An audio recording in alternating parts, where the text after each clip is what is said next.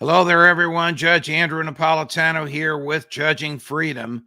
Today is Monday, February 7, 2022. It's about 1:35 in the afternoon here on the East Coast.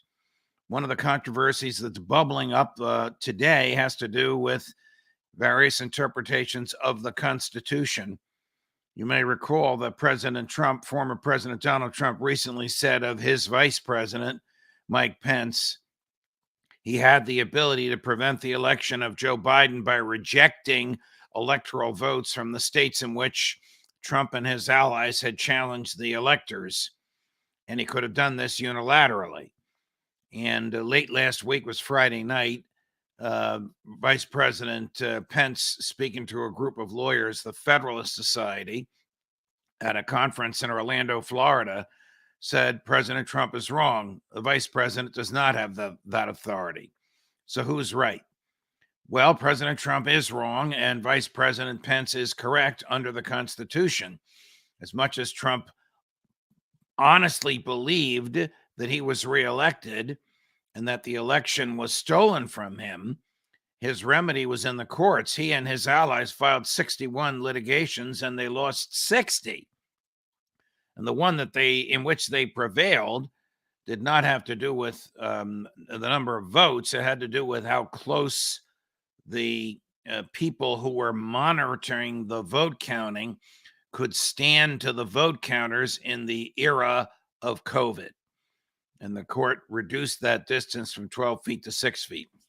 But all the other litigations, all that evidence that Trump's allies said they had about why he really won certain states and that false electors were being sent to Washington, D.C., although you don't actually go to D.C. anymore. The Secretary of State of your home state certifies who won and certifies who gets that state's electoral votes.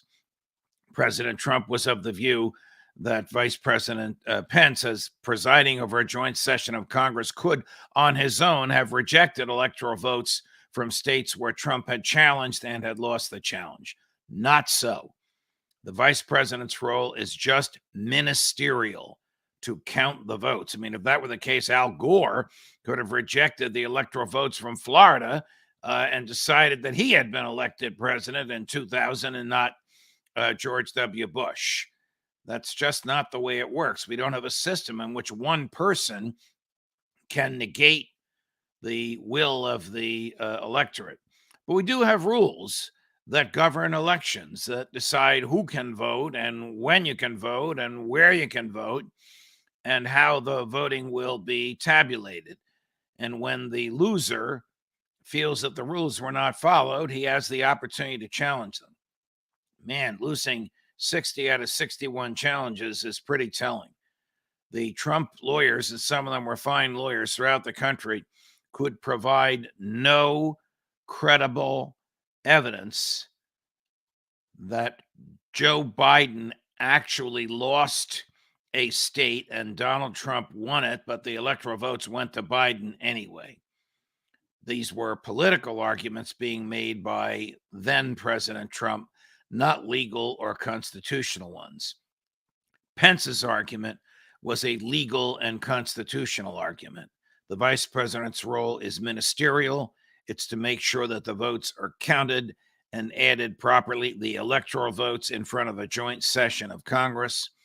It's not to evaluate the votes whatsoever. That's the job of the Secretary of State of each state, tempered by any interference by the judiciary, should there be a basis for it, of which this last time around there was none. Judge Napolitano, Judging Freedom.